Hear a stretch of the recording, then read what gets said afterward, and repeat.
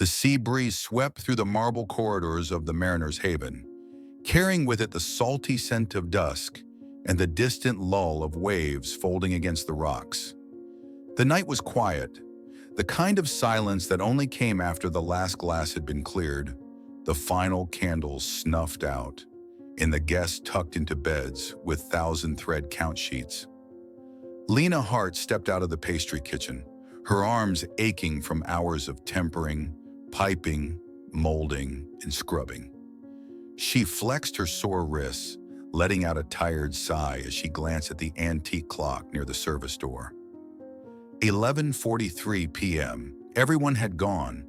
The servers, the chefs, the sommelier who always winked when she passed by. Even the executive pastry chef had left hours ago.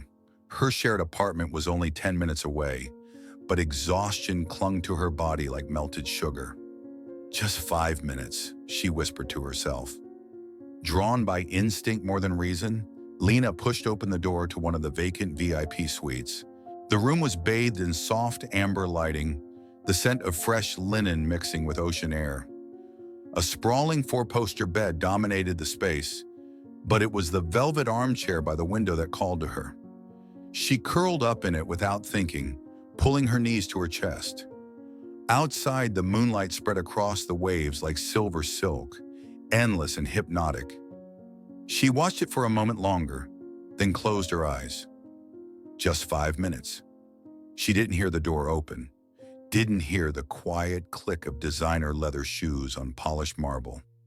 It wasn't until the air shifted, subtly but unmistakably, that Lena stirred. Her eyes snapped open, instantly alert. Standing near the door was a tall figure, backlit by the hallway's dim glow. He was dressed in black, his posture quiet but commanding. He didn't belong to this room. He owned it. Julian Blackwell. The name alone sent a rush of cold through her chest. He wasn't just the man who ran this resort. He was the resort, the empire, the brand, the legend in the hospitality world with a gaze as cutting as it was calculating. And she had just fallen asleep in his private suite. Lena bolted upright from the velvet chair, her heart slamming into her ribs. I'm so sorry, she stammered, voice hoarse with panic. I didn't mean to. I thought the room was empty. I just needed a minute. I wasn't trying to. Her words tumbled over each other like dominoes, frantic and clumsy. But Julian Blackwell said nothing. He stood there, expression unreadable, one hand in the pocket of his tailored suit, the other resting loosely at his side. His eyes, sharp, icy gray, swept the room once, then returned to her. There was something unsettling in his silence. Not anger, not annoyance, curiosity. I don't recall authorizing my staff to nap in guest suites, he said at last, his voice low, measured, with the faintest trace of amusement. Lena froze. Her cheeks flushed a deep, unmistakable red. This was it. She was done. Fired. Disgraced. She'd be back home by morning, explaining to her mother that she lost her dream job because she closed her eyes in the wrong chair. She opened her mouth, then closed it again. What could she say? Sorry I trespassed in the billionaire's private suite didn't quite feel like a winning apology, but Julian didn't call security, didn't raise his voice. Instead, he stepped into the room, his movements deliberate as he slipped off his jacket and draped it neatly over the edge of a chair, the same chair she had just vacated. You work here? He asked, not unkindly. Lena swallowed hard and nodded. I'm in the chocolate kitchen. I had a long day. I didn't mean to fall asleep here. His gaze didn't waver. How long have you been with us? 3 months, she said. I'm still in training. Julian moved toward the sideboard, where a crystal decanter gleamed softly under the light. He poured himself a small glass of whiskey, the motion fluid, precise. Then, without looking at her, he spoke again. How long do you plan on standing there? Lena blinked. Sorry, what? He gestured to the chair opposite him. Sit. It wasn't a request, but it wasn't cold either. She hesitated, uncertain whether this was a trap or some elaborate HR setup. But something about Julian Blackwell told her he wasn't a man who played games. Slowly, she sat. Julian took a sip of his drink. Does your executive chocolatier know you like to nap in luxury? Lena gave a weak laugh. If he did, I'd probably be sent back to culinary school by sunrise. And yet, Julian said, tilting his head slightly, you still did it. I've been on my feet for 14 hours, she said, then added, I just needed 5 minutes. Julian was quiet, studying her. Then unexpectedly, he asked, why did you choose chocolate? The question caught her off guard. She thought of her father's tiny candy shop, the smell of cocoa and caramel in the winter air. Her childhood Saturdays, hands sticky, heart full. Because it reminds people of comfort, she said, of home, of joy. Even when life is bitter, chocolate makes things feel a little sweeter. Julian didn't reply right away, but something shifted in his gaze, a flicker of interest, maybe even respect. Then he set his glass down. Tomorrow, 3 p.m., I want you to make me something. Lena blinked. Something? A dessert, he said simply. One I won't forget. Lena didn't sleep that night. After Julian Blackwell's quiet but commanding request, make me something I won't forget, the words had replayed in her mind like the hum of a distant engine, low and constant. She didn't know what troubled her more, the fact that he'd asked, or the fact that she couldn't stop thinking about what to make. It wasn't a test, at least it didn't feel like one, but it also wasn't nothing. By morning, the choice had become clear, not because it was fancy or impressive, but because it meant something, because it was her. She arrived at the kitchen earlier than usual, the scent of coffee and sea air lingering in the halls of the Mariner's Haven. The resort's calm was deceptive. Inside her, a quiet storm brewed. She laid out her tools with a care usually reserved for rituals, mixing bowls, whisks, her father's old candy thermometer. The ingredients, dark chocolate, raspberries, citrus peel, heavy cream. Simple, yes, but together they told a story. Bittersweet chocolate tart with raspberry glaze. The same dessert her father used to make on days when the world felt too heavy for either of them to carry. Some days are bitter, kiddo, he used to say with a half smile and flower on his nose. But a little sweetness and the right balance, you'll remember that part more. She hadn't made it since he passed away. As she rolled the dough, whisked the ganache, and tempered the glaze to a shine, she let those memories bleed into the tart. This wasn't about impressing Julian Blackwell. It was about offering him a piece of who she was, whether or not he realized it. At exactly 3 p.m., the kitchen door opened. He stepped in alone. No assistant, no clipboard. Just Julian, crisp, composed, and somehow out of place among ovens and mixing bowls. His presence silenced the room. Even the pastry team stilled, eyes darting toward him like satellites seeking gravity. Lena's breath caught. She wiped her hands on her apron, then carefully set the tart on a porcelain plate and slid it across the marble counter to him. This is what I chose, she said quietly. Julian looked down at the dessert, studying it with the same intensity he'd given her the night before. Then he picked up a fork, cut into it, and took a bite. For a moment, nothing. No nod, no smile, no flicker of expression, just silence. Lena stared at her shoes, pulse drumming in her ears. Then he set the fork down, slowly, and asked, "Why this?" She looked up. "Because it reminds me of my father," she said. "He taught me that bitterness isn't always bad.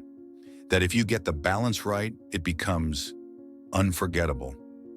Julian said nothing for a long time, but something shifted in his gaze. Something less guarded, almost thoughtful. Then he leaned back, crossing his arms.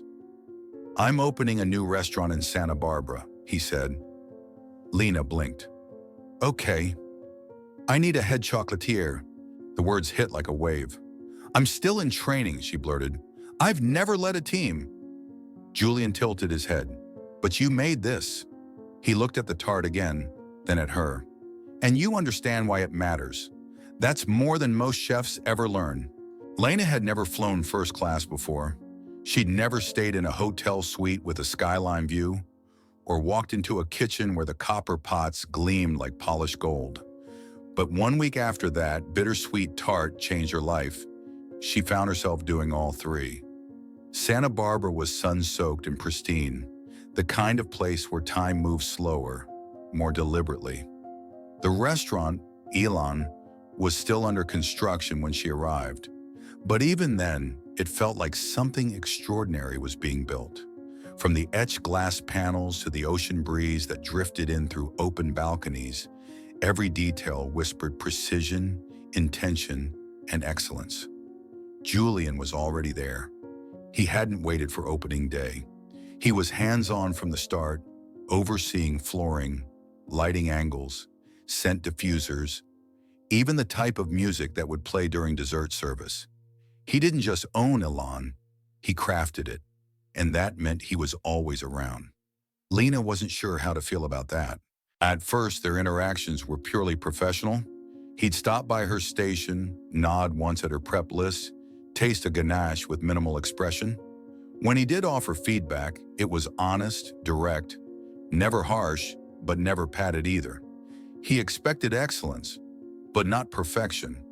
And strangely, he made her want to rise to it.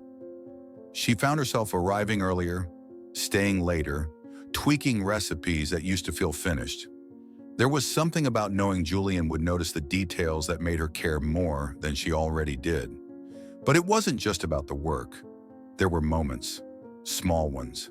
A glance held just a second too long over a tasting spoon. The way his eyes crinkled, subtly but unmistakably, when she made a dry joke. A late afternoon when they debated plating styles and ended up laughing over a failed raspberry spiral. Julian was different here, not the suited mystery from the Mariner's Haven, but something more grounded, more human, still guarded, still precise, but real. One night the staff had all gone home. Lena stayed behind, working on a new filling, something rich and silky, with sea salt folded into dark caramel. She didn't hear him walk in until he spoke. "Still here?" Julian leaned against the doorframe, sleeves rolled to his elbows, tie undone. She smiled without looking up. "Testing something. Want to try?" He crossed the room in a few quiet steps, scooped a small taste from the bowl. Silence. Then softly, "Perfect." Lena exhaled, tension easing from her shoulders. "Really?" Julian didn't answer right away. Instead, he reached out, brushing a streak of cocoa powder from her cheek with the back of his hand. The touch was brief, delicate even, but it sent a pulse of warmth through her chest. Time stilled, their eyes locked. Then, as if remembering himself, Julian stepped back. His voice returned to its usual calm. "Don't overwork yourself. Get some rest, Lena." He walked out before she could say anything. But even after he was gone, her heart kept racing, because something had changed, and they both knew it. 3 days passed. The moment in the kitchen, the soft swipe of cocoa from her cheek, the stillness in his eyes, lingered in Lena's memory like a note held just a second too long. Julian hadn't mentioned it. Neither had she, but things were different. Their conversations at work remained focused. Dishes, textures, plating heights. But in between the lines, something unspoken simmered. A tension that felt nothing like discomfort, more like anticipation. Late one evening, long after the last table had been cleared and the team had filed out, Lena stayed behind. She often did now. The quiet helped her think. She was tempering chocolate when the door creaked open. Julian. No tie. Jacket slung carelessly over one shoulder. He looked more like someone who belonged behind a piano than in a boardroom. "You're still here," he said, stepping inside. Lena offered a tired smile. "Apparently, I have no life outside Ganesh." Julian chuckled, a rare sound, low and genuine. He moved to the counter, glancing at her tray. "What are you working on?" "Chocolate sea salt tart," she said, "with caramel that hits just before it melts on your tongue." He nodded, impressed. "You're chasing balance." "I'm chasing peace," she said, half joking. Something shifted in his expression. He looked at her for a long moment. "Do you always cook from memory?" Lena hesitated, surprised by the question. "Most of the time, yeah.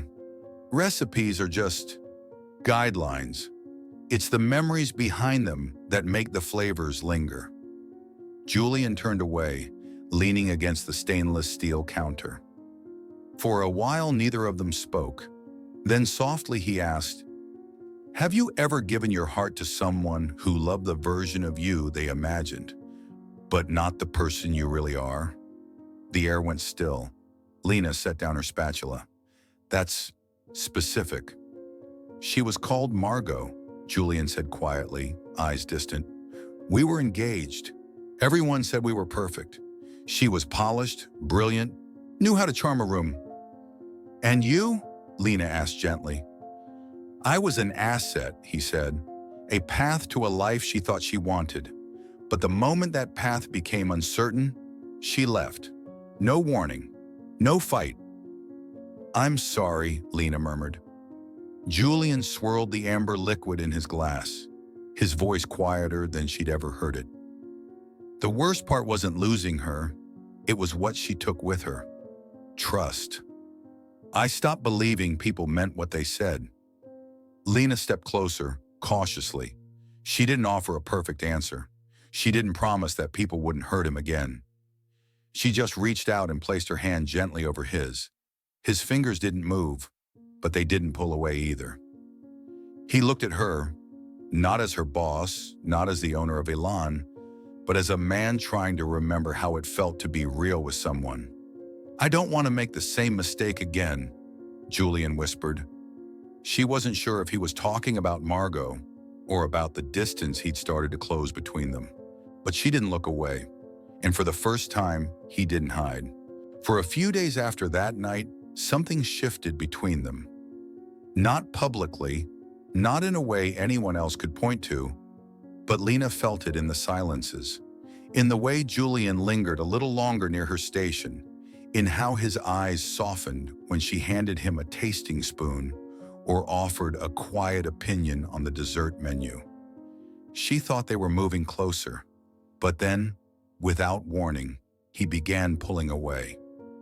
He still came to the kitchen, still observed the prep like always, but the warmth was gone. His questions were brief, his gaze sharper, more distant. It was as if a door had cracked open and then slammed shut again. At first, Lena convinced herself she was imagining it. Maybe he was tired, stressed, focused on the launch.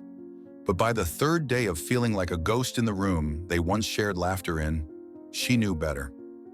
He was hiding again, avoiding something or someone. That night when her shift ended, Lena didn't go home. The restaurant had emptied, the clatter and voices replaced by the soft hush of the ocean outside.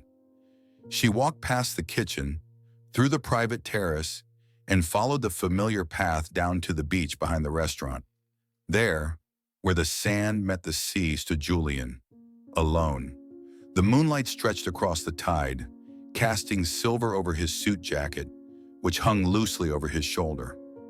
One hand held a glass of something amber and quiet. Lena stepped closer, barefoot in the cool sand. "You planning to avoid me forever?" He didn't turn right away. "I'm not avoiding you," he said after a beat. She crossed her arms. "Really? Because you've been acting like we're strangers again." He sighed, finally facing her. In the moonlight, he looked less like a CEO and more like a man unraveling. "Lena," he said quietly, "I'm trying not to make another mistake." "You think this is a mistake?" Julian's jaw tightened. "I think it could be." She stepped closer. "Because of Margot?" He didn't answer. She softened her tone.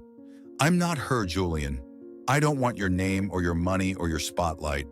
I just want you to stop running. Silence. Then a faint chuckle. Unexpected, but not unkind. Too late, he murmured. I think I've been running toward you this whole time. Lena blinked. Julian took one step closer, then another. I told myself to stay distant, but then you showed up with your burnt sugar and your terrible puns and your damn bittersweet tart. And suddenly I saw color again. She felt her breath catch. I see you everywhere, he said. In this kitchen, in the way I taste food now, in the way silence used to be easy, and now it isn't. For a heartbeat, neither of them moved. Then gently, Julian reached out and brushed her hair from her face, his fingers grazing her cheek with the same care he used when handling delicate sugar art. Lena looked up, her voice barely a whisper. Then stop fighting it. He didn't respond. Not with words. Instead, he leaned in, slow and sure, and kissed her. It wasn't rushed. It wasn't desperate. It was deliberate, a promise held between lips and breath. A moment long overdue. When they finally pulled apart, the world hadn't changed, but everything between them had. The next morning, Lena arrived at the restaurant earlier than usual. Not because she had prep work to do, but because everything felt different. She felt different, not because of the kiss, but because Julian had stopped hiding. She was checking the temperature on the pastry fridge when she heard his voice behind her. Low, smooth, unmistakably amused. I hope you're not planning to avoid me after last night.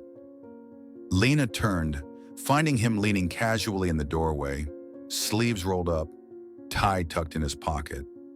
His eyes held something rare, playfulness. She smiled. I don't think I could, even if I wanted to. He stepped closer, no longer keeping polite distance. Good, because I made dinner reservations for us tonight. She blinked. Reservations? Just dinner. Not as your employer. Not as the man who signs your checks. His voice softened. Just Julian and Lena. Her heart gave a subtle lurch, not from nerves, but from how right it felt. Not hidden, not half-spoken, real. But before she could answer, the kitchen door burst open. A young staff member rushed in, face pale, voice anxious. Mr. Blackwell, there's a reporter outside from Coastal Table magazine. They say they received an anonymous tip about your relationship with Miss Hart. The words hung in the air like sugar dust waiting to settle. Lena froze. Julian, however, didn't. He didn't flinch, didn't look to her for approval. Instead, he turned to the staffer and said calmly, Bring them to the lounge. I'll speak to them. The staff member nodded and disappeared. Lena swallowed hard. You don't have to do that. We could keep it quiet. Julian looked at her, eyes steady. Lena, the moment I kissed you, I stopped being concerned about keeping anything quiet. She tried to smile, but uncertainty clung to her. It's just a lot. People will talk. There might be backlash. There always is, he said gently, but let them talk. Then before she could spiral any further, he reached for her hand. Not covertly, not behind closed doors, but right there in the heart of the kitchen. I guess it's time the world knows the truth, he said. Lena stared at their intertwined fingers, a soft smile breaking through the worry. He wasn't just saying it, he meant it. This wasn't a secret anymore. This was something worth standing in the light for. Later that evening, when the last guest had left and the dining room was quiet once more, Lena walked past the empty tables, thinking about the way things had changed, not just in the air, but in them. She found Julian by the bar, rolling up his sleeves and clearing 2 glasses. You said you made reservations, she teased gently, but I don't see a table. Julian grinned, uncharacteristically boyish. We're setting it ourselves. You want to set the table with me? She asked, surprised. He shrugged. First time for everything. And somehow that felt exactly right. Julian wasn't joking. They really did set the table themselves.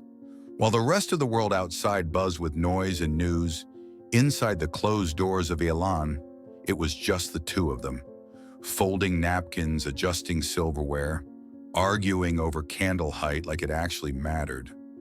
Lena spread a soft, cream-colored tablecloth over a small round table in the center of the dining room, smoothing out the creases with careful hands. Julian arranged two tall white candles and lit them, their flames flickering like whispers in the quiet. "You're surprisingly good at this," Lena said, watching him adjust the wine glasses with military precision. He shot her a dry look. "I am very good at putting things in order." She laughed and the sound echoed gently in the open space. "Control freak," she teased. Julian smirked. Guilty. They sat finally across from each other. There was no need for menus. Lena had prepared a simple meal from leftover tasting plates. Nothing extravagant, just food made with familiarity and intention.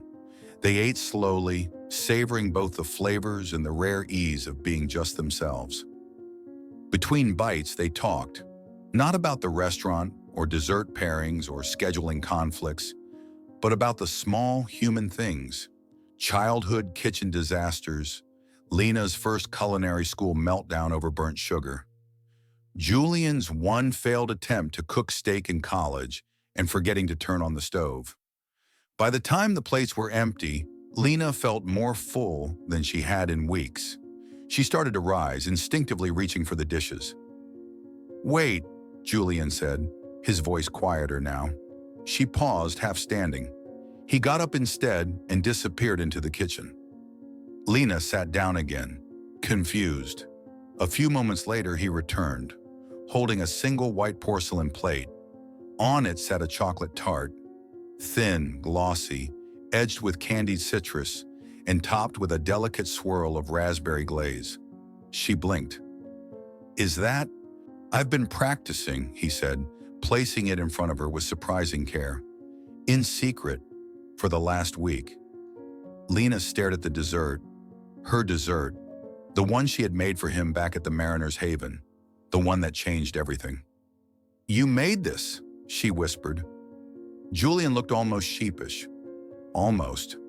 Not sure if it's as good as yours." She smiled, warmth swelling in her chest. "Julian Blackwell, baking for me? That's dangerously charming." He didn't answer. Instead, he reached into his jacket pocket and knelt. Just like that. No dramatic pause, no speech rehearsed to perfection. Just a man, with flowers still dusted faintly on his cuff, offering her more than a dessert, offering her everything. From the small velvet box, he opened a ring. Elegant, classic, with a single diamond that caught the candlelight. "I never thought I'd love again," he said quietly. "I told myself I couldn't, that it was safer to stay closed." He looked up, voice steady but full. "But then you walked into my life, unexpected, stubborn, and absolutely impossible to ignore. And somehow you made me believe again. In joy, in home, in us." Lena's breath caught. "I don't want perfect," he continued. "I want real. I want you. Will you marry me, Lena Hart?" Tears welled up, blurring her vision. She laughed through them, nodding even before her voice returned. "Yes," she whispered, then louder, surer. "Yes, 1,000 times yes." She reached for him first, arms wrapping around his neck as if afraid to ever let go. Julian stood and pulled her into his arms, holding her like a promise. And somewhere in the quiet candlelight, between chocolate and promises, their story turned from memory into forever. Later, as they cleaned the last crumbs of dessert and stood together in the hush of Elan's candlelight, Lena realized this place was no longer just a restaurant. It was their beginning. The last staff member had offered them a quiet smile and congratulations before locking the doors behind him. Now there was only the soft clink of wine settling in a glass and the presence of two people who, against every odd and expectation, had found something undeniable in each other. Lena Hart stood in the middle of the dining room, her apron now folded neatly on the countertop, her eyes wandering over the space where so much of her story had unfolded. This was where she'd burned caramel, where she'd failed a sugar structure in front of the sous chef, where she'd cried quietly once in the walk-in fridge. And now it was also where she had said yes to something bigger than a promotion or a role. She turned to Julian, the man who had once been a mystery in a tailored suit and was now something far more disarming. Her safe place, her calm after chaos. "You realize," she said softly, lips curving into a smile, "all of this started because I stole 5 minutes in your suite." Julian's laugh was quiet but real, the kind that didn't come easily to him. He stepped toward her, slipping his fingers gently between hers, and replied, "Best trespass I've ever experienced." They both laughed, but it wasn't just laughter. It was the release of weight they'd both carried for too long. Lena felt it loosen in her chest, that constant hum of needing to prove herself. And she saw it leave his eyes too, that guarded edge he wore like armor in every room he walked into. They drifted toward the window, where the night sea stretched into the horizon. Infinite, silent, patient. Julian stood behind her, his arms lightly wrapped around her waist, chin resting near her shoulder. There was no need for grand words. Still, she asked quietly, "So, what happens now?" He didn't hesitate. "Now we build something together, a life, a rhythm, something that doesn't have to be perfect, just ours." She turned in his arms, meeting his gaze fully. "No contracts, no recipes to follow?" "No rules," he said, brushing a strand of hair behind her ear. "Except one, you never stop being exactly who you are." Her eyes shimmered, not with tears, but with something deeper, recognition, of how far she'd come, of who she'd become, not because of him, but alongside him. She reached up, her fingers tracing the line of his jaw. "You know, I still can't make a decent souffle." He smiled. "Good. I've got a lifetime to help you figure it out." And then he kissed her, not with the urgency of new love, but the steadiness of something that had been hard-earned. It was quiet and slow and real, the kind of kiss that didn't need to declare anything, because everything had already been said. When they parted, she leaned her forehead against his. "I never imagined a life like this." Julian's voice dropped to a whisper. "Neither did I, but I stopped chasing perfect the moment I met you." Outside, the ocean kept its rhythm, waves rolling in like breath, persistent, patient, soft. And inside, where once only discipline and formality had existed, something softer bloomed. Not control, not fear. Love, real, imperfect, but entirely theirs. And as they stood beneath the glow of candles in the restaurant they had built, not just with design and dough, but with trust and truth, Lena knew this was no longer the end of a chapter. It was the beginning of everything. Lena knew this was no longer the end of a chapter. It was the beginning of everything. And for the first time in her life, she wasn't chasing a dream. She was living it, hand in hand with the person who had once been a stranger behind a closed door.